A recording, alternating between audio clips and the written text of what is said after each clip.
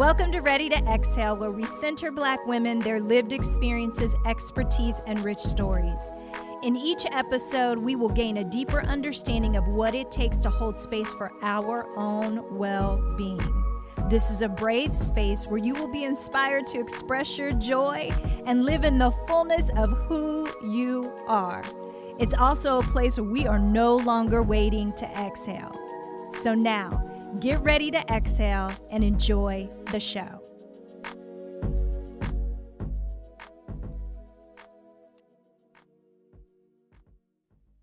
Today's guest is Dr. Gail Parker. Dr. Gail is an author, psychologist, yoga therapist, educator, and a lifelong practitioner of yoga. Dr. Gail is well known for her pioneering efforts to blend psychology, yoga, and meditation as effective self-care strategies that can enhance emotional balance and contribute to overall health and well-being. She is a facilitator in the Highland Project leadership program, which is where her and I met because I got to participate in the program. And she's also a facilitator in Shay's Warriors Life After Cancer retreat. Dr. Gail has appeared numerous times as a psychologist expert on nationally syndicated talk shows, including The Oprah Winfrey Show. Her best-selling book, Restorative Yoga for Ethnic and Race-Based Stress and Trauma, offers self-care strategies and invites everyone, not just those directly impacted, to explore the intersection of yoga, race, and ethnicity, and to consider the psychological impact of race-based stress and trauma on all of us. She also has a companion book, Transforming Ethnic and Race-Based Traumatic Stress with Yoga. I hope you enjoy this conversation that is full of deep wisdom. Sit back and enjoy the show. All right. So good to have Dr. Parker with us today, and we're just going to jump into the episode. Hi, Dr. Parker. How are you? It's good to see you. Good to see you. I'm so glad that you decided to join us for Ready to Exhale, the podcast, to have a quick conversation. Well, thank you for inviting me. Yeah, I'm glad to have you. Well, as our listeners are tuning in, I would love for you to take a minute and just talk a little bit about who you are and what you do, and introduce yourself. And as you know, that's always, I don't know why, it's hard to answer that question, but I ask it all the time myself. So who am I? That is a loaded question. Who am I? Well, I am a person who is very excited about life and very willing to support other people in realizing their potential, their full potential. That's what I do. I'm a psychologist by education.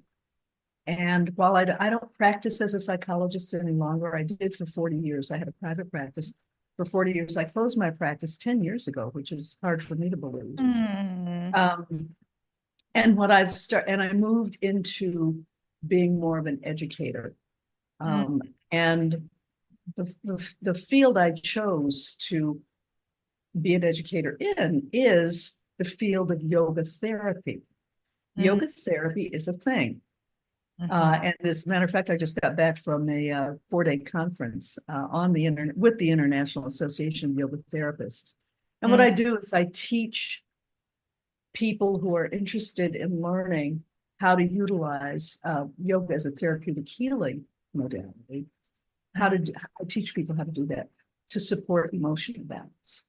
And I'm an author. I've written a book, 2 books, as a matter of fact, on the topic on how that can be done and why it's important, particularly for women of color, people of color, not just women, but the yoga world is populated primarily by women. And so, but it impacts all of us. So that was something that I was really interested in contributing, because I know that these practices, it's a healing modality. And I know that we suffer from race-based stress and trauma.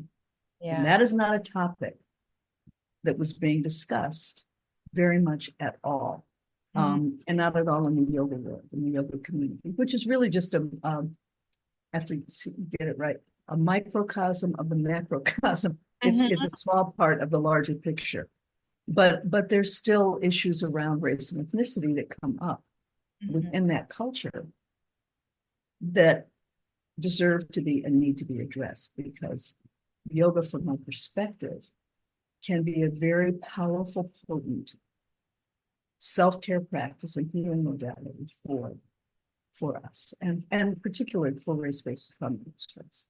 Yeah. So that's a long way of saying some things about myself. You're I'm a mother. You're just doing a little something, something over in your neck of the woods. Say it again. You're just doing a little something, Little something. something in my neck of it. Yeah, a little bit, a little bit. Yeah. Yes, this was I thought I was going to, actually, I wasn't planning on retiring when I closed my office. My office flooded, and I lost everything. And so I was frantically trying to figure out how to keep things going as they go. So this is an important lesson for all of us to learn. I was running at about 80 miles an hour down the railroad track. All of a sudden, an obstacle pops up, an unexpected obstacle, bam, that forced me to slow, really to come to a stop. But you can't do that immediately. If you're a train and that's happening to the train, it takes a while to slow that momentum. And so it finally occurred to me that perhaps I've been doing this for 40 plus years. Maybe it's time to close the practice and begin to express myself in different ways. And so I did. That's really how I ended up. And the question, who are you? It's an interesting question, because I remember as I was contemplating doing that, thinking, oh my God, but if I do that, who will I be? Where am I? Yeah. I think that's. Guess what I found out? What'd you find out? I'm me. I did nothing. I'm still me. But you don't know that when you're coming into these moments that require significant change. Yeah, I think that's hard for us because we attach our identity to what we do a lot of times. Yes, we do. And so then when that season of our life of doing has come to a close, then all of a sudden we're having an identity crisis. Because we're like, well, who am I if I'm not this, if I'm not doing this, if this isn't my job title, if this isn't my role, who am I then? And I love how you talked about it's like a train, right? It takes some time for the momentum to stop. And I can totally relate to you around shifting careers and stopping what I'm doing and shifting and doing something else. And it takes a lot of adjustment, because once you've been doing something for so long, you have to sit with like, okay, well, who am I? Who am I outside of that title or that identity, how I've been identifying myself all those years. So I love your transparency in saying that when you talk about, when I ask the question, who are you and what do you do? You're like, well, let me take you on a little journey. There's more to this question.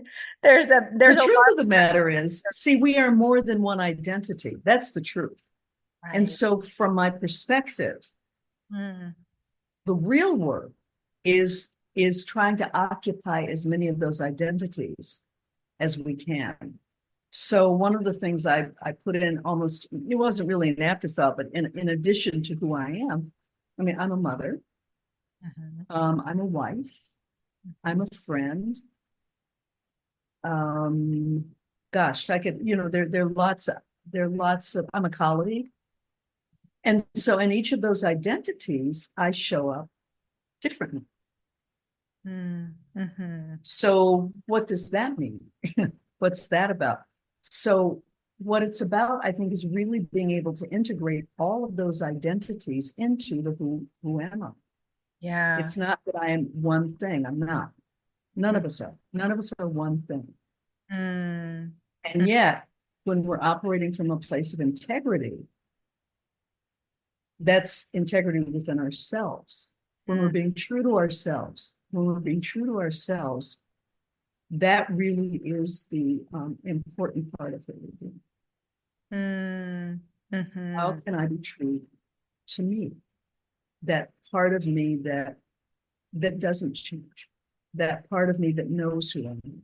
That part of me that knows what I want. And do I have the courage to step into that? Fully embrace it? Yeah. And how many times do we ignore that voice that tells us exactly what our next move ought to be? One of the things you sent me some prompts to think about before the podcast. One of them was, I think it was, what is your journey? What is your journey? How did you get to where you are right now? Some version, I don't remember exactly what it was. And I think that's an interesting question. I've been around for a long time. I'm 78 and a half years old. So that's a big question for me. You know, it's not, how in the world did I do that? And so I narrowed it down to one thing, and I realized that by being true to myself. Was I true to myself every step along the way? No. And when I wasn't, that's when you run into barriers. But the barriers are as much internal as they are external. But as I step more fully into being who I know I am from the inside out, that's when things begin to unfold in what appear to be magical ways. But I think the magic really is, it's because it's coming from within. It's not external. You can't see it outside of yourself. Do you understand what I'm saying? Absolutely. That's the journey. It is the journey. And that's also the self-care practice, by the way. That's when you can exhale. You can exhale when you have the courage, and it takes courage to step fully into who you are and listen to that inner voice that tells you, even if you don't like what it says. That's the hard part. That's the hard part. That's the journey. That's the journey home. It is. It's from we're moving from the external focus, which you have to have an external focus. You can't ignore your external reality. And as you grow and develop, children begin to develop that. We call it in my work the ego, the separate identity. I'm not you. 2-year-olds start letting you know, I'm not you. No, mine, me. But that part of our identity was never meant to be a permanent structure, or it was never meant to be something that we keep in the foreground. Where me, I'm not you is all that we know. Right. No, that's a piece of our growth and development. And over the years, you begin to develop another sense of identity, which is, well, I'm somewhat like you. And that starts to happen around adolescence, where you have the capacity to recognize we have some things in common here. We do, if we're willing to get to know each other well enough to realize that. And if we're willing to listen to that inner voice that's telling us that. And then eventually, when you get to be my age, and you can't skip steps, by the way, you begin to realize, you know what, I'm nothing but you. I'm just, there's not a whole lot of separation here anymore. We are human. We are human. Yeah. What kind of human being do I want to be? What kind of human being do you want to be? And that's my work, to support you in being the best kind of human being on the planet that you could possibly be. And you have to do that from a place of self. Awareness, self, really knowing yourself really well. Exactly. I mean, I tell my clients all the time in my coaching practice, the most important relationship you'll ever have is the relationship between you and you. That's exactly right. That is the most important relationship. You have to get to know you. And the more you get to know yourself, I think that that opens up, like you're saying, I get more comfortable in my own skin. I listen to my inner voice. It's leading me to take the right next step. It's leading me into this specific area of work that I am being led to. And we become our own guide when we're able to develop that relationship between That's exactly ourselves, us and us, right? us and us. Yeah. But because we're socialized from the time we're little not to do that, to be externally focused. I mean, there is some necessity Right. in order to live as a civilized human being in the world, and also in order to take care of yourself, because it's dangerous. The world it's a dangerous place. So you have to learn how to navigate the spaces that you find yourself in. But there's more. That's called survival. We deserve to shift from survival mode into thriving. And I think that is the biggest challenge for Black people, men and women, to step into that space of recognizing I am worthy. I am worthy of my own self-care. I am worthy of being who I really am. Yeah. And only you know who that is. Nobody else. Well, that's not what I'm saying is not entirely true. Actually, we support each other in figuring all of that out. You really can't know that all by yourself alone. You can't, for example, you can't see your face if you don't have a mirror in front of you. Right. You can't. You need someone else to be your mirror. So what is the mirror that you're holding up for other people? Are you shaming them? Are you blaming them? Are you criticizing them? Or are you supporting and affirming and nurturing and encouraging? What were the mirrors that were held up for you as a child? So my work is with, and how do I find a way? How do I find a way out of the shame, blame, criticism? Yeah. And into really recognizing that my beauty, my inner beauty, my outer beauty, my talents, my gifts, everything that's right with me. Most of us have PhDs in knowing what's wrong with us. And when people would come to me for therapy, which, as I said, I don't do that anymore, but when people would come to me for therapy, they would come with their problem. This is what's wrong. And this is what's wrong with me. And, I want, and we need to fix that. So I would listen, because that's why people are coming, because they think that that's what the work is. And so I would get around to saying, well, what if we begin to focus on what's right with you? No, you don't understand. This is what's wrong. So it takes a while to get people to consider, oh, it's almost as if it's dangerous to pay attention to what's right with you. You know what I mean? Yeah. Because you kind of, I get, it takes a level of vulnerability. Yeah. To do that. And I guess the real vulnerability is, what if people don't like the me that I want to present, the me that I really am? So that's the risk. Everybody isn't going to like it. Right. But you can't be a better somebody else than your own self. You cannot be. Yeah. You can't be. So why not that requires some deep work. Yes. Yeah. It does.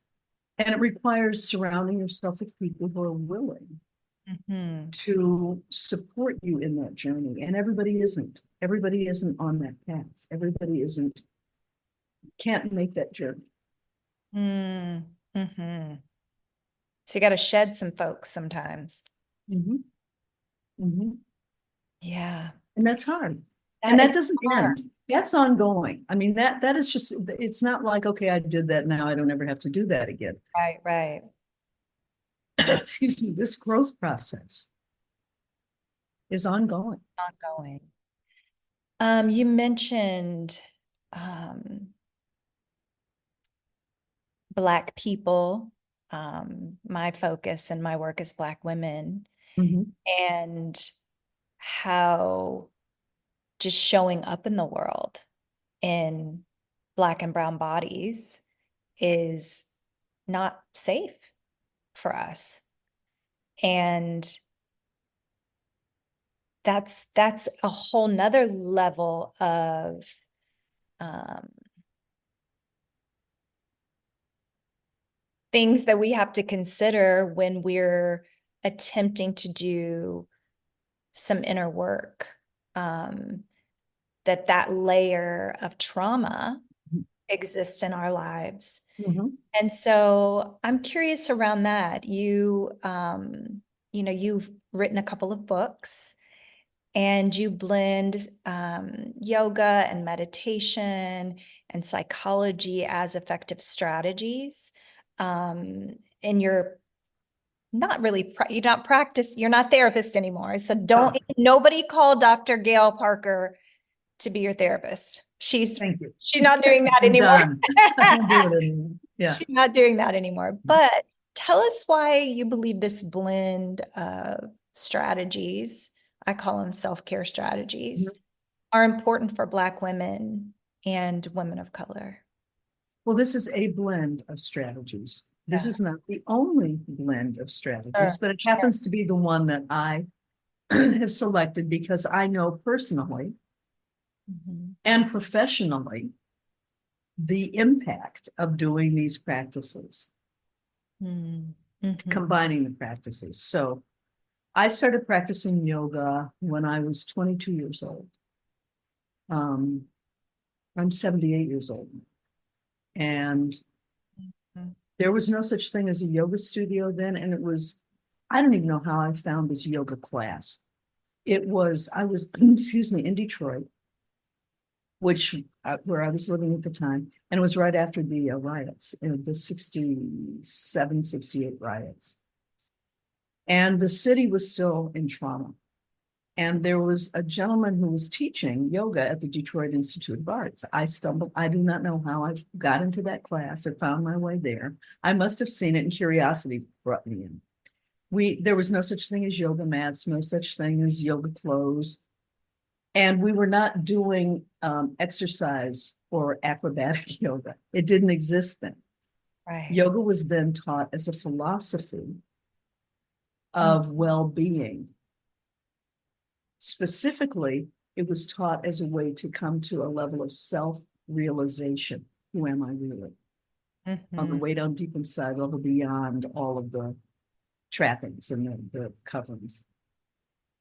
And we would practice some very gentle movements. We would practice a particular some breathing practices. We would just do some really, really gentle movements, as I said, that required absolutely no skill whatsoever, just a desire to be there. What I experienced in that class was the first time I went was a sense of peace that I had not ever had before. Mm. And that's what kept me coming back. Um, the class was taught, I think, once a week. We would have to go home and try to remember what we had done in the class and try to practice it on our own. And so we did. I did. I took it very seriously. I really liked it a lot. Mm. And as I said, I happened to have been at that time in a physically abusive relationship, Mm. and which I was pretending I wasn't Yeah. to the outside world. I was doing what most women who are in a domestic violence situation do. I was trying to be nice, or I would fight back. I did everything but leave. I did everything but leave the relationship Mm. until one day, and it was the last day I was ever assaulted. I was being brutally physically assaulted, and all of a sudden, and I had this what I have described as kind of this out of body experience. But what I realize now is it was my inner voice talking to me. And this voice said, and it sounded as if the voice was in the same room. I guess it was because it was my voice. And it was real loud. Yeah, It was yeah. not the still small voice. Mhm. It was really loud. I didn't say anything. This is what my inner voice said to me. You know he's crazy. So are you for putting up with this. Yes, it did. That's what it said. That's what it said. That's what I said. I said, whoa. Oh, hello. I heard it. Now he's still wailing on me. Meanwhile, I felt no pain. I felt no physical pain whatsoever. I'm having in this experience. Wow. He's wailing on me, and I remember thinking, this sense of empowerment came over me because I thought, oh, I can do something about that. I thought I need to go back to school. I had forgotten I wanted to be a psychologist. I need to go back to school. I need to get a divorce. And in those days, you couldn't get divorces. You had to have, it didn't matter what your reason was. Women just didn't have that agency at the time. Right. And you need to get on with your life. And then I said to myself, this voice said to me, well, you can't do it yet. Because I wasn't ready yet. I needed to, you can't just walk, you can, but anyway, so my inner voice said, you can't do it yet, but within a year, we'll be out of this relationship. In the meantime, now, it took me a long time to say all of that. It did not take that long for me to hear any of that. It was like a split-second conversation. And in that moment, what was interesting to me most about it was he was hitting me with a belt. He dropped the belt. I never said a word to him. He dropped the belt. He walked away. He never lifted a finger to touch me again. Dr. Gail. 1 year later, I was out of it. Yep. Yep. Wow. Wow. What a powerful story around listening to your voice, your inner voice. And also you segued into that from practicing yoga. Mm-hmm. And so what I'm hearing, and I'm curious around, is there a connection between kind of practicing and because I feel like maybe you were experiencing more embodiment with yoga that helped you hear myself. I was experiencing inner peace. Mm-hmm. I wouldn't have said that to you at the time. I didn't, but I was experiencing inner peace. Wow. And now I knew the difference between inner peace and being brutalized. And it wasn't that I didn't. That's about as much as I can say about it right now in a coherent kind of way, because it's not like I was being brutalized all the time. Mm-hmm. But when you are living in a country mm-hmm. that is inhospitable to you, and this was before affirmative action laws, this was before abortion mm-hmm. was possible. This is when women were basically being abused in the name of society. This is how it's done. It was the norm. It was the norm. Yeah. And so when you are living that life and you are defending yourself against the pain of all of that, mm-hmm. the paradox is you make yourself vulnerable to more abuse. Correct. Yeah. Because you're like numbed out. You're numbed out, or you're just chronically tense and don't even know. Racism. Right. I grew up. That's a whole nother story. But I grew up during the civil rights movement when segregation was still the law in the United States of America, and I went to high school in the South in Virginia, where we were active participants in desegregating. Facility, so you have to be like this. You have to be strong and tight and impervious to Yeah. impervious to the pain and suffering that you're experiencing. Okay. Mm. Mm-hmm. As most Black people in this country have had to be and still have to be. And Mm-hmm. therefore, we are often out of touch with Mm-hmm. our own internal suffering and the Mm. price we pay for living like that.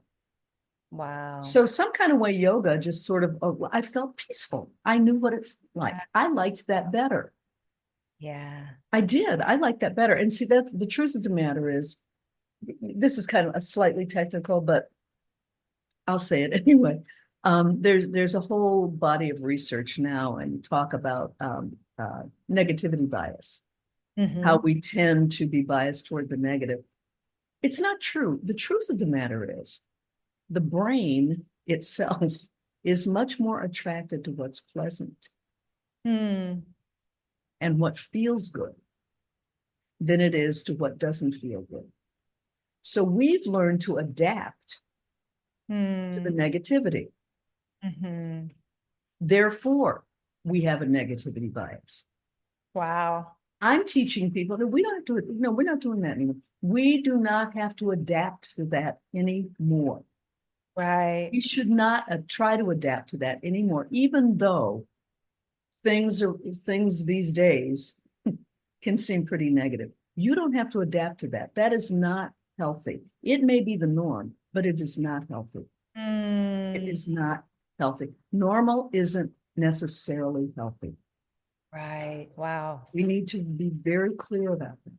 Yeah. So I say, then let's step into these practices, whatever they may be. And in this case, for me, it's restorative yoga, which I will talk just a little bit about, because it's restorative yoga is not exercise yoga. It's a whole different Right. Right. thing. Restorative yoga, meditation, Mm-hmm.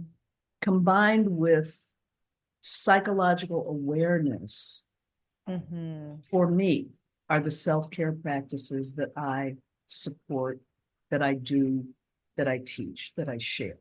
Yeah. Powerful. Yeah, and so we deserve that. We deserve to have restful experiences. We deserve to have peaceful experiences. That's what the Exhale app is all about. That's right. See, so what I'm excited about, this is where I'm in my stage of life. I mean, so you have created this. I'm old enough to be your mother. And Mm-hmm. look what you did. And so that makes me feel kind of good. You know what I mean? Because I remember my mother telling me once, I don't remember what I had done, but whatever it was, in those days, parents were kind of slapping you in the mouth and stuff. What if she slapped me in the mouth for something I asked for? When I grow up, I'm gonna be a better mother than you. And I was waiting for the other slap to come. You know what she did? She looked at me, she said, I expect you to be a better mother than me. She said, each generation should be better than the previous generation. Mm-hmm. That's what I expect. So you're doing what I expect. You're standing up. I mean, you're not shy about it. You're not afraid of it. You're not risking. You're risking your hurt feelings, maybe if people don't like what you're sharing, but that's about it. Is that right? Yes. Yeah, And I get to do this work because of that's right. people like you That's right. who went in and paved the way. Ay, ay, ay. So you experienced levels of trauma and all the things. Um, We're it's like still it's trying like to a overcome it. it's like a Yeah. pioneer, right? It's like a It is. paved the way. And so all the work that I do and people in my generation are just standing on the shoulders of giants like you. Thank you. I've I appreciate done it. that work. So I Yeah. want to say thank you Yeah. for the work that you've done and the work that you continue to do and how you hold space for me and so that I can um, square my shoulders and boldly declare this is the work I'm doing and it's to prioritize Black women's Yep. mental and emotional well-being. There And you go. I get to do that work because of the work that you did. So thank you.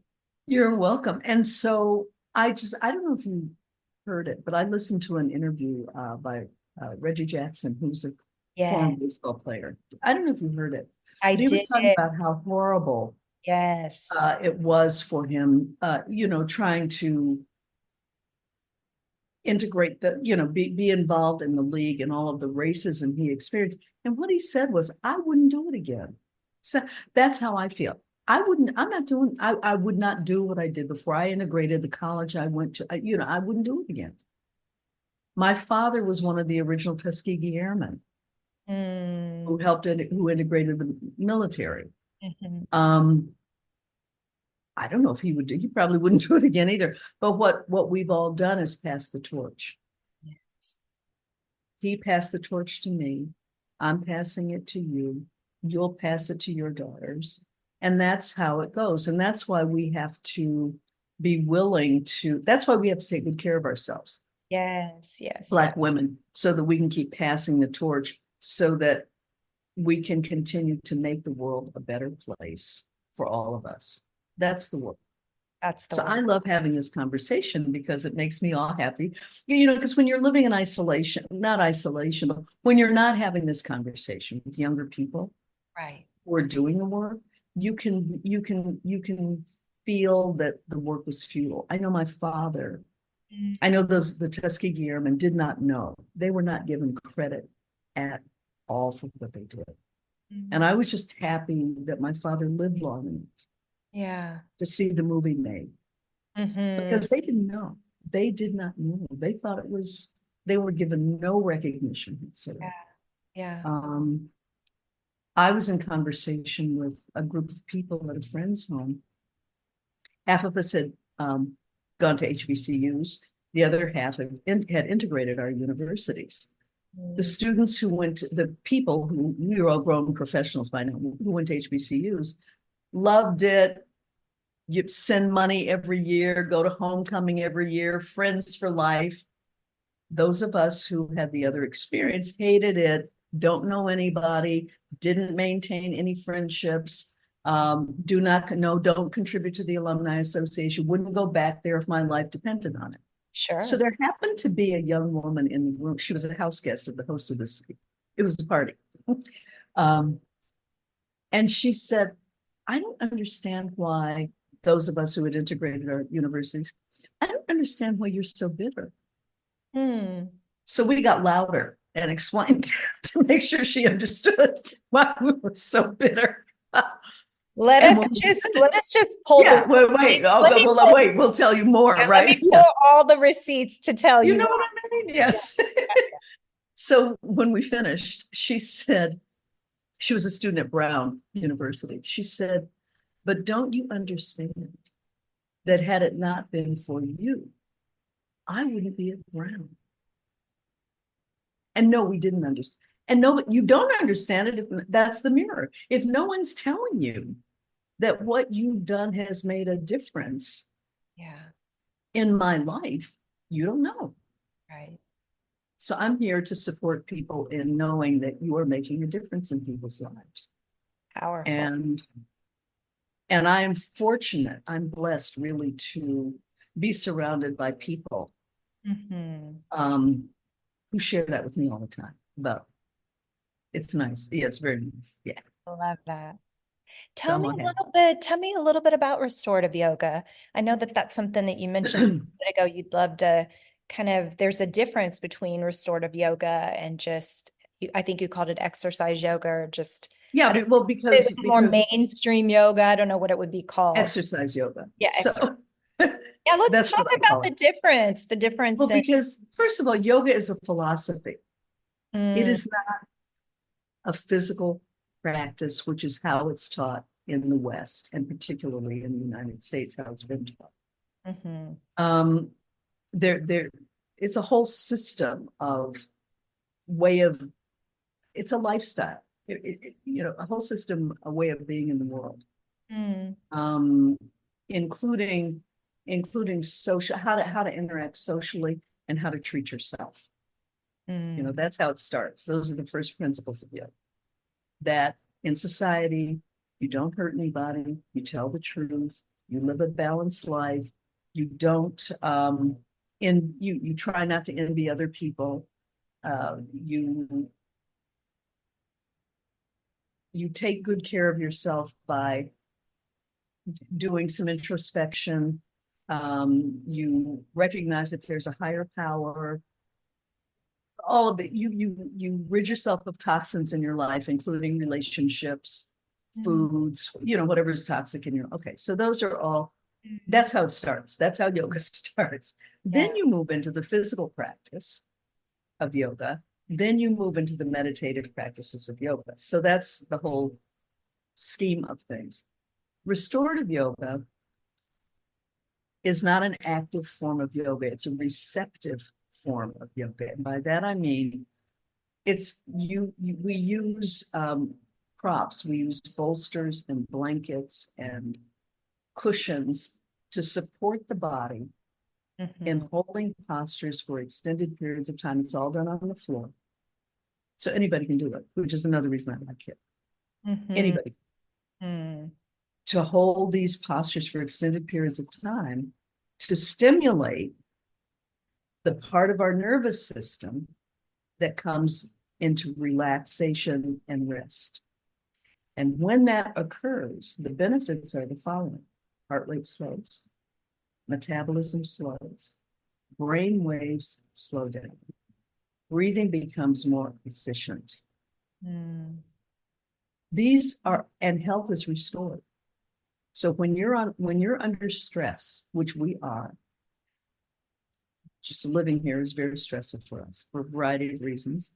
Now, on the top of the regular, everyday kind of stresses, now we've got racial stress and trauma to deal with. Right.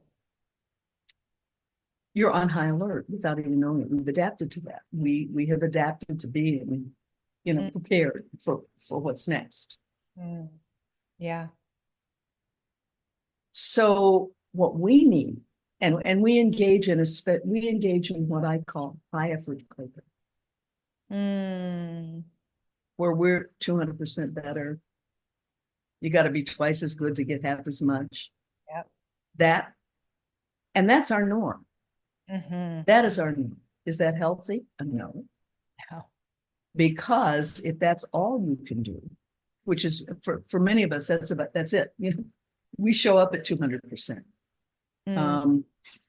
It can be very destructive.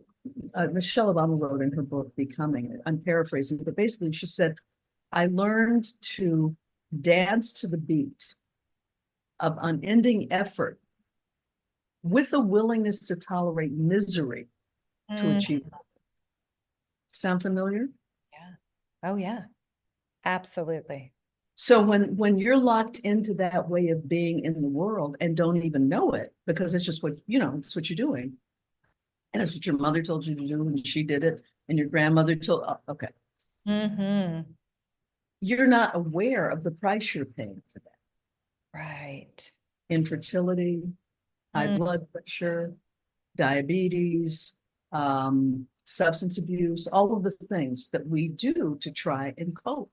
Yeah. Staying in a physically abusive relationship, those kinds of things.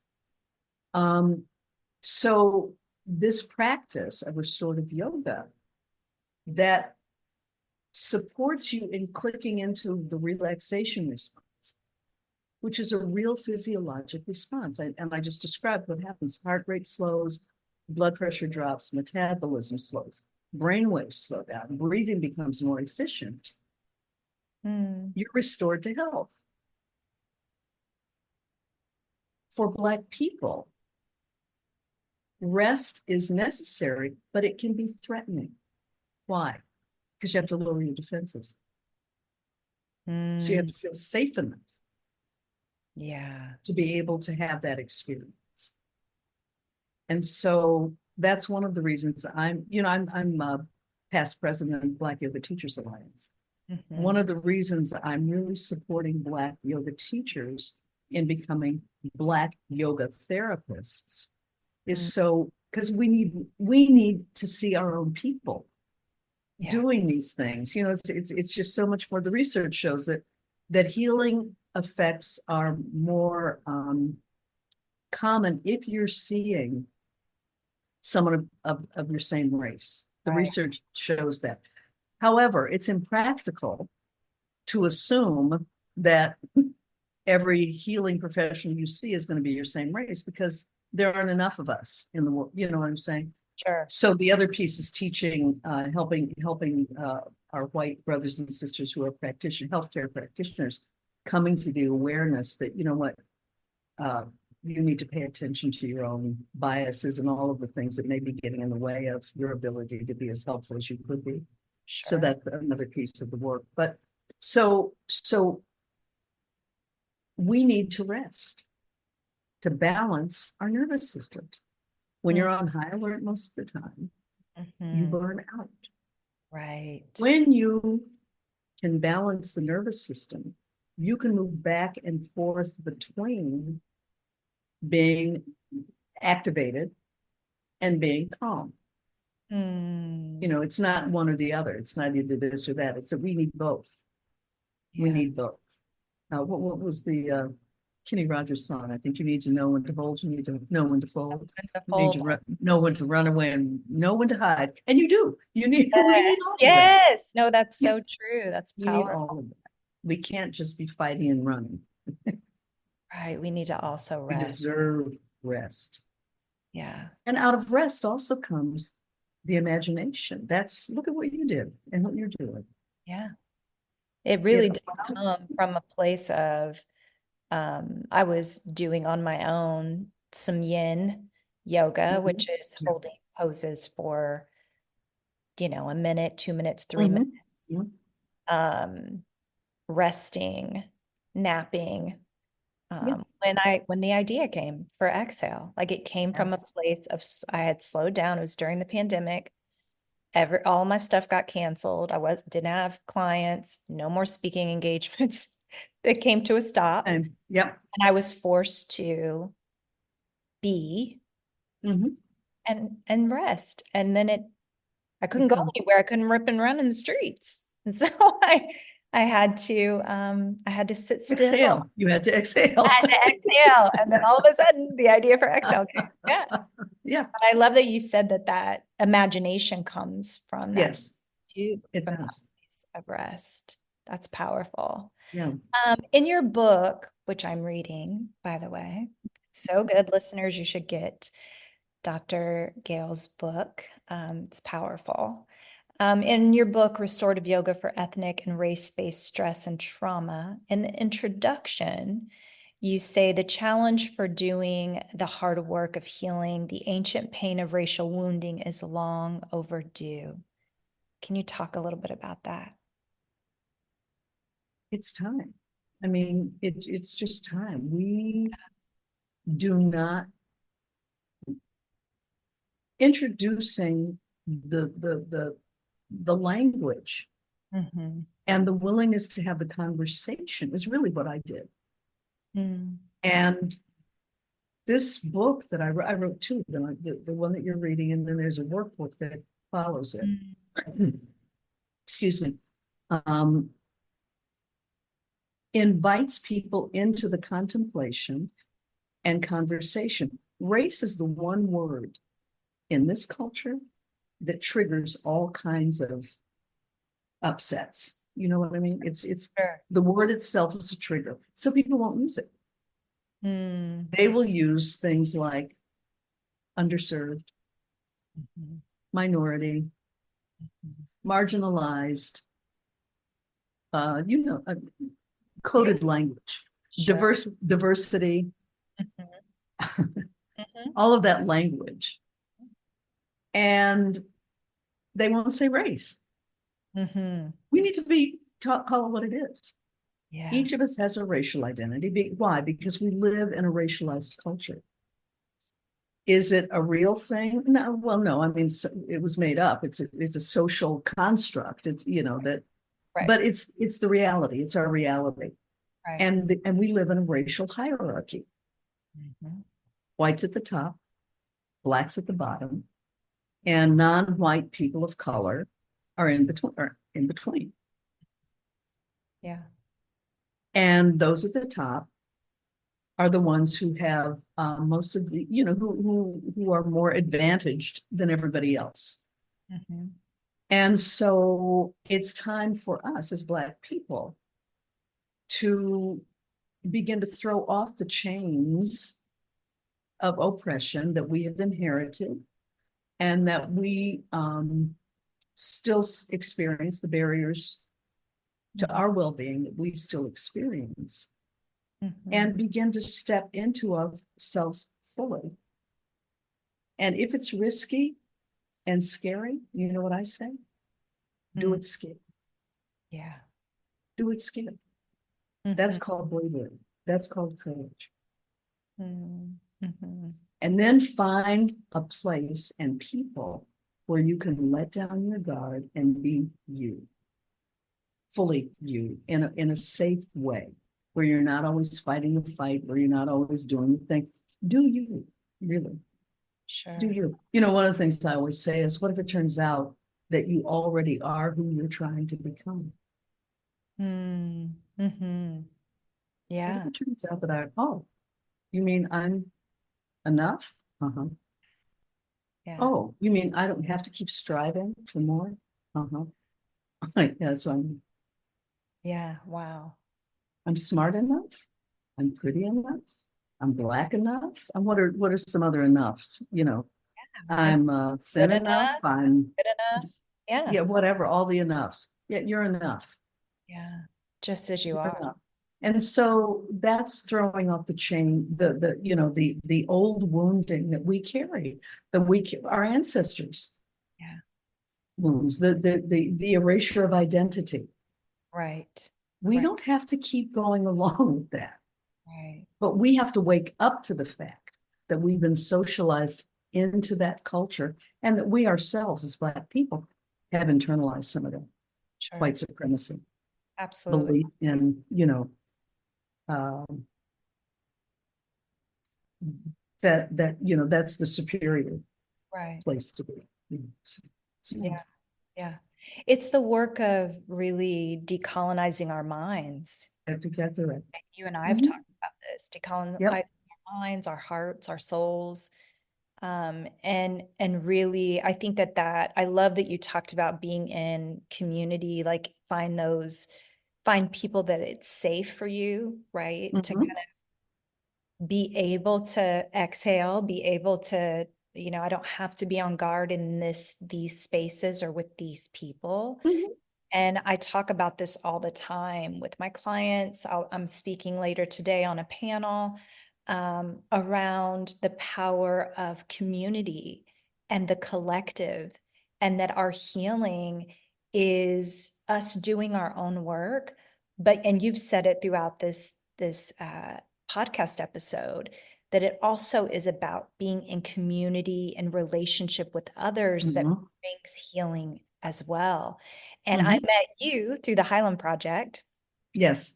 Gabrielle is the founder of the Highland Project, and I met you in a space that her and her team had created, and that's where I found community and safety, and where Mhm. I could let my guard down. I remember the very first in-person meeting. I walked into the room, it felt like the safest, it felt like my home. It felt like the home I Yeah. grew up in with my mother, Betty, and my grandmother and my sister, Cassandra. And it felt like home. I didn't have to pretend to be anybody else. I didn't even have to pull out my masks that I normally put on. It just Mhm. wasn't necessary because of the environment that they had created for us to be there.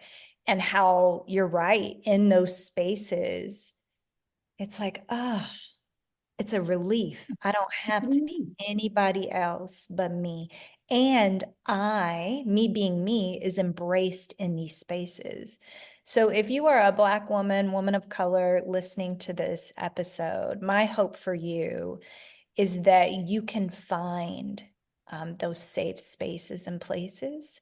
It might be one space, it may not That's be it.